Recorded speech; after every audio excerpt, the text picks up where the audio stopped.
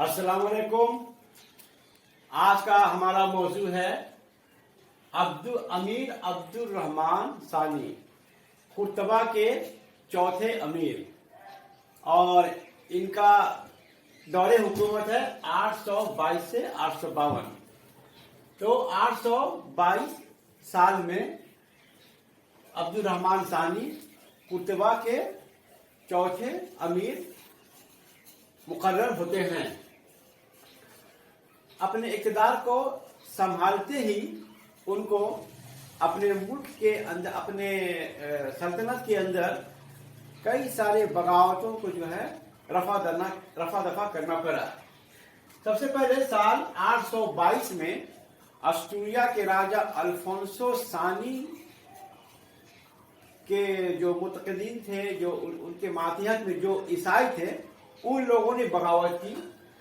بغاوت نہیں کہیں گے کہ میں نے قرطبہ کے خلاف جنگ کا اعلان کیا، اور وہ لوگ جنوب کی طرف پیش قدمی اپنا جاری رکھے تھے.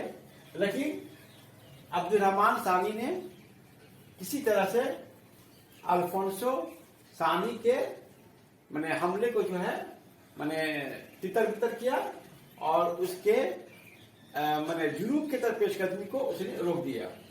اور یہ قریب 822 سے 822 سال تک یہ سلسلہ جاری رہا. عبد الرحمان ثانی نے اسپین کے ٹھیک جنوب اور مشرق میں ایک شہر کو بسایا جس کا نام مرسیا رکھا گیا، اور یہاں پر وہ عرب کے لوگوں کو عرب لوگوں کو یہاں پر لا کر ایک طرح سے ان کو بسا دیا. پھر اس کے بعد ویسٹرن اسپین یعنی اسپین کے مغرب میں موریتا بول کر ایک جگہ ہے، میریڈا جس کو کہتے ہیں انگریزی میں، تو وہاں 835 سال میں وہاں ایک عوامی بغاوت شروع ہوئی. اس عوامی بغاوت کو بھی کچلنے میں عبد الرحمان ثانی کامیاب رہے. اسی طرح سے 837 میں یعنی ٹولیڈو میں یہودیوں اور کرسچنز کا ایک بغاوت شروع ہوا، اور اس کو بھی وہ ناکام کر دی. 839 یا 840 سال میں عبد الرحمان ثانی نے قسطنطنیہ کے ساتھ ایک سفارتی تعلقات قائم رکھا. قسطنطنیہ کے جو یہ حکمران تھے تھیوفیلوس، انہوں نے ایک وفد اندلس بھیجا تھا ایک دوستانہ تعلقات قائم کرنے کے لیے. تو اسی کے جواب میں عبد الرحمان ثانی نے الغزال کو قسطنطنیہ بھیجا تاکہ ایک سفارتی رشتہ تعلقات پیدا ہو سکے. دراصل جو عباسی خلیفہ تھے وہ شمال میں جو فرانس راجا شارلیمان تھے اس کے ساتھ ان کا بہت سانٹ گانٹ تھا، ان کے ساتھ ایک اچھا دوستانہ تعلقات تھا، اور ان کو وہ تحائف نذرانہ وہ اس کو بھیجتے، ادھر سے ادھر آتا، ایک باہمی تحائف اور نذرانہ کا دور چلتا رہا. پیچھے اس کا مقصد یہ تھا کہ کسی طرح سے جو فرینکش فورس اندلس میں حملہ کرتے رہے اور یہاں کے امیر کو پریشان کرتے رہے.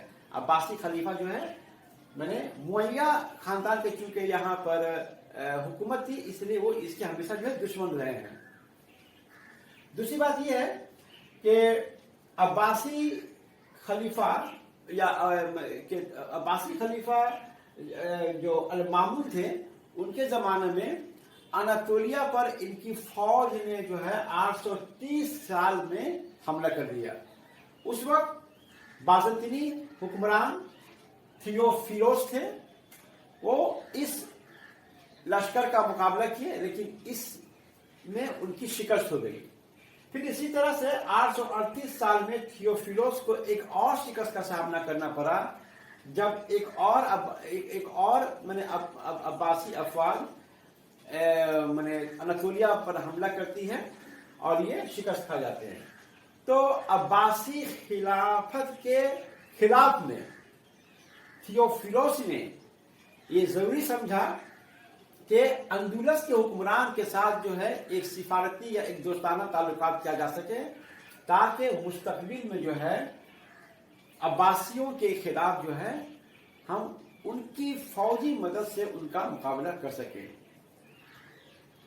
تو عبد الرحمن ثانی کے دور حکومت میں قسطنطنیہ کے ساتھ ایک سفارتی تعلقات پیدا ہوا. عبد الرحمن ثانی کے دور حکومت میں عیسائیوں کا ایک نیا فتنہ شروع ہو گیا تھا. ہوا یہ تھا کہ شمالی اندلس سے بہت سارے فدائی عیسائی جو ہے جنوبی اندلس میں آ کر منتشر ہو گئے، اب پھیل گئے. اور یہ لوگ جو ہے ہمارے نبی محمد صلی اللہ علیہ وسلم کے خلاف جو ہے تو توہینی کلمات جو ہے بکنے شروع کیے. راستوں میں، گلیوں میں، لوگوں کے مجمع میں حضرت صلی اللہ علیہ وسلم کی لوگ استہزاء کرتے، دین اسلام پر جو ہے نا طعن تشنیع کرتے. تو اس طرح کے یہ لوگ جب گرفتار ہو جاتے اور قاضی کی عدالت میں جب پیش کیا جاتا تو یہ لوگ وہاں پر بھی اپنے جرم کا جو ہے قبول کرتے تھے کہ ہاں ہم نے اہانت رسول کا جرم کیا ہے. اب اس کے وجہ سے کیا ہوتا تھا کہ قاضی ان کو سزائے موت دیتا اور وہ پھر قتل کر دی جاتے. لیکن یہ ایک کسی عیسائی کا مسئلہ نہیں تھا، یہ ایک سلسلہ چل پڑا تھا. جان بوجھ کر اس طرح کے فدائین لوگ آتے اور دین اسلام پر جو ہے طعن تشنیع کرتے، خلاف میں بولتے، ہمارے پیارے نبی صلی اللہ علیہ وسلم کے خلاف میں بولتے اور ان کو جو ہے قتل کر دیا جاتا تھا. تو اس طرح سے ان مقتولوں کا جو ہے جو قبر جو ہے ایک طرح سے مزار بن گیا. اور لوگ عیسائی جو یہاں پر آ کر ان مقتولوں کے قبروں پر جو ہے آ کر وہاں پر زیارت کرتے اور ان کو شہید کا درجہ دے دیا تھا. شہادت کے لوگوں کو شہید کرتے تھے. تو چونکہ یہ سلسلہ رکتا نہیں تھا اس لیے عبد الرحمن ثانی میں پریشان ہو گئے. تو انہوں نے اندلس کے جو سنجیدہ صلیبی علماء تھے ان سے کہا کہ آپ لوگ اس مسئلہ کو حل کیجیے. اور اس مسئلہ کو حل کرنے کے لیے ان لوگوں نے ایک مذہبی کیا بولتا ہے کہ مجلس جو ہے منعقد کی. اس مسئلے کے اوپر غور فکر کیا گیا اور بالآخر یہ قرارداد پاس کیا گیا کہ جو لوگ دانستان اس طرح کا جرم کا ارتکاب کرتے ہیں ایسے لوگ واقعی میں شریر اور بدماش ہے، وہ قابل مذمت ہے اور ایسا جو بھی کرتے ہیں وہ جو ہے سزا کی مستحق بھی ہیں. لیکن اس سے پہلے جو لوگ اس جرم کے ارتکاب میں قتل کر دیے گئے تھے تو ان کو جو شہید کا جو درجہ ملا تھا ان لوگوں نے کہا کہ ٹھیک ہے ان کو شہیدی سمجھا جائے گا. کیونکہ اس طرح کا قرارداد پاس ہوا اس لیے شمالی اندلس کے جو ہے عیسائی جو ہے اس فیصلے کو وہ لوگ مسترد کر دیے اور جو ہے اپنے یہ بدفعلی سے اور اس برے حرکت سے جو ہے باز نہیں آئے. خیر عبد الرحمن ثانی کے دور حکومت میں یہ جو ہے فتنہ تھا پورے طور پر جو ہے کلی طور پر اس کا ختم نہیں کیا جا سکا اور وقتاً فوقتاً یہ سلسلہ جاری رہا. تو یہ ایک نیا فتنہ اڑ گیا تھا عبد الرحمن ثانی کے زمانے میں. اچھا، اس کے علاوہ عبد الرحمن نے قرطبہ کا جو مسجد تھا اس میں اس کے ایکسٹینشن بھی کیے، اس کی تعمیر میں جو ہے اور جو ہے اس کو اضافہ کیا گیا. اور ٹھیک انہی کے دور حکومت میں بھائکنگز کا جو ہے اندلس پر بھی حملہ ہوا. امیر قرطبہ عبد الرحمن ثانی کے عہد حکومت میں الاندلس کے اسبیلیا پر بھائکنگز کا حملہ ہوا. بھائکنگز کون تھے؟ بھائکنگز دراصل اسکینڈینیویا کے باشندے تھے. اسکینڈینیویا جو آج کے جدید دور میں شمالی یوروپ کے جو ڈنمارک، ناروے اور سویڈن جو ہے یہ تین جو ممالک ہیں ان کو کلیکٹیولی اسکینڈینیویا کہا جاتا ہے. और यहाँ के बाशिंदों को, यहाँ के रहने वाले बाशिंदों को भी स्कैंडिनेविया कहा जाता है। लेकिन वाइकिंग्स कौन थे? वाइकिंग्स दरअसल इन्हीं ममालिक के माने लुटेरे थे, माने समुद्री लुटेरे। माने 8वीं सेंचुरी के आखिरी अशरा से लेकर 11वीं सेंचुरी के आखिरी अशरा तक, जो 300 सालों का जो मुद्दत है, इन 300 सालों के मुद्दत में डेनमार्क, नॉर्वे, स्वीडन यानी स्कैंडिनेविया, यहाँ से कुछ जो है माने समुद्री लुटेरे जो है, माने ये जो लुटेरे थे, माने आप उसको माने रेडर बोलिए, हमलावर बोल लीजिए या लुटेरे बोलिए, ये पानी के जहाजों के जरिए माने यूरोप के मुख्तलिफ हिस्सों में जाते और हमला करते और लूट मार मचाते। तो ये जो 8वीं सेंचुरी के आखिरी अशरा से लेकर 11वीं सेंचुरी का आखिरी अशरा, ये 300 साल का जो पीरियड है, इस एज को जो हम लोग वाइकिंग एज भी कहते हैं। वाइकिंग एज 300 साल का जो एज, इसको वाइकिंग एज कहते हैं। तो और वाइकिंग्स जो है आपका मेडिटेरेनियन सी माने बहिया रोम, नॉर्थ अमेरिका और माने शुमाली नॉर्थ अफ्रीका इलाकों में भी जो है ये हमला करते रहे और लूट मार मचाते रहे। तो कहने मतलब है कि डेनमार्क, नॉर्वे और स्वीडन के हमलावरों और लुटेरों को वाइकिंग्स कहा जाता है। तो अमीर अब्दुल रहमान जो कुर्तुबा के जो अमीर थे, उनके जमाने में जो वाइकिंग्स जो है अल अंदलूस पर जो है हमला किए। वाइकिंग्स सबसे पहले माने नोएल मोचियर, अच्छा, इनका हमला होता है इस्बिलिया में साल 844 में। तो ये लोग सबसे पहले क्या करते हैं कि फ्रांस का एक आइलैंड जजीरा है जिसे नोएल मोचियर कहते हैं, जो कि बे ऑफ बिस्की में है। तो वहां से ये वाइकिंग्स जो है जहाजों से रवाना हुए और ये लोग सबसे पहले अस्टूरियस में जाकर मैंने हमला किए और वहां लूट मार मचाए। लेकिन वहां का जो ईसाई राजा था रमीरो वन, उनके हाथों इनको जबरदस्त नुकसान उठाने पड़ा और उनसे ये लोग शिकस्त खा गए। उसके बाद ये लोग जो है वहां से माने जुनूब की तरफ जो है जहाज के जरिए सफर किए और लिस्बोन पहुंचे, जो उस वक्त मुसलमानों का वो इलाका था, मुसलमानों का शहर था। और फिर लिस्बोन शहर को ये लोग जो है अपनी गिरफ्त में ले लिए और करीब 13 दिनों तक जो है अपने गिरफ्त में रखे रहे और वहां के अवामी जो माने फौज थी उसके साथ झड़पें होती रही।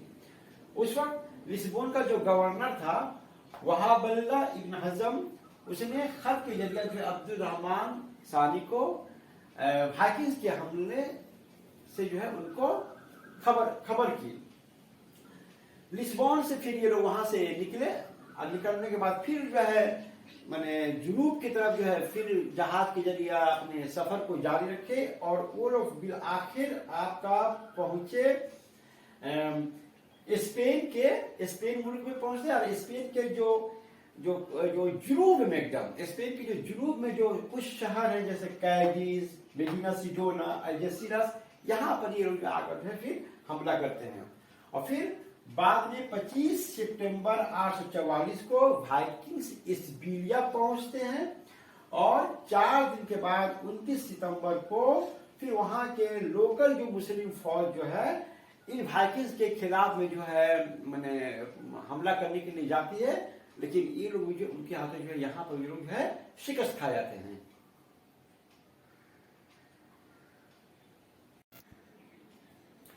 1 या 3 अक्टूबर सन 844 में वाइकिंग्स एक मुख्तसर से मुहासरे और जबरदस्त लड़ाई के बाद अस्बिलिया को पर काबिज हो गए।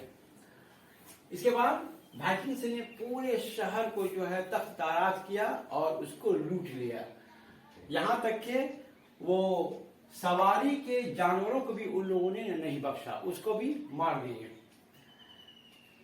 वाइकिंग्स ने अस्बिलिया में एक नई मस्जिद तामीर हुई थी, उसको ये लोग जलाने की कोशिश किए, लेकिन अल्लाह के फजल करम से वो लोग इस माने अमल में वो कामयाब नहीं हुए। अब्दुल रहमान सानी को जब अशबिलिया के जवाल का जब पता चला तो उसने फिर फौरन जो है एक जबरदस्त फौज को मुरतब किया और उसकी सिपहसालारी के जिम्मेदारी जो है ईसा बिन शुहैब को दी और एक और फौज जो है तैयार किया गया मूसा बिन मूसा अल-कासी की क़यादत में। ये दोनों फौज आपस में फिर मिल गए, मिलने के बाद फिर वाइकिंग से ये लोग माने लड़ाई लड़ते हैं और फिर आखिर 11 या 17 नवंबर को जो है मुसलमानों की फौज जो है वाइकिंग्स पर जो है फतह पा लेती है। इस लड़ाई में तकरीबन 500 से 1000 वाइकिंग्स का जो है कत्ल किया गया और 30 वाइकिंग्स जहाजों को जो है बर्बाद कर दिया गया। यहाँ तक कि इस जंग में वाइकिंग्स के बहुत सारे कमांडर्स भी जो है जान से मार दिए गए और करीब 400 कमांडर्स जो है उनको गिरफ्तार किया गया और उनके खजूर के दरख्तों से जो है लटका कर उनको फांसी दे दी गई। इसके बाद जो भी वाइकिंग्स बचे हुए थे फिर वहां से भागे और वो फ्रांस जो है फ्रांस की तरफ जो है वो रवाना हो गया। इस बिलिया पर इस तरह का जबरदस्त जो है वाइकिंग्स का हमला होने के बाद जो है अब्दुल रहमान सेकंड ने जो है मुस्तकबिल में इस तरह का हमला न हो इसके लिए उन्होंने हिफाजती इक़दामात उठाए। उन्होंने सबसे पहले ये किया कि अशबिलिया में एक नेवल आर्सेनल का कयाम किया, ठीक है। और दूसरा कदम उसने ये उठाया कि शहर अशबिलिया और यहाँ के जो रिहायशी गाह है उसके चारों तरफ जो है ऊंची ऊंचे जो है दीवारें जो है खड़ी कर दी। जहाजों को तामीर किया गया, फिर जहाजों को चलाने के लिए सेलर्स और अलग से जो है माने नेवी फोर्सेस का भी जो है मैंने इंतजाम किया गया। मैंने इस तरह से अब्दुल रहमान ने जो इकदाम उठाया इसका फायदा ये हुआ कि जब 859 और 966 साल में वाइकिंग्स का फिर दोबारा जब हमला होता है तो उस वक्त इन हिफाजती इक़दामात की वजह से इनके हमला को जो है नाकाम कर दिया जाता है। तो ये था मैंने अब्दुल रहमान सानी के दौरे हुकूमत में अशबिलिया पर वाइकिंग्स का हमला और किस तरह से वाइकिंग्स को जो है मैंने उसके हमले को जो है नाकाम किया गया।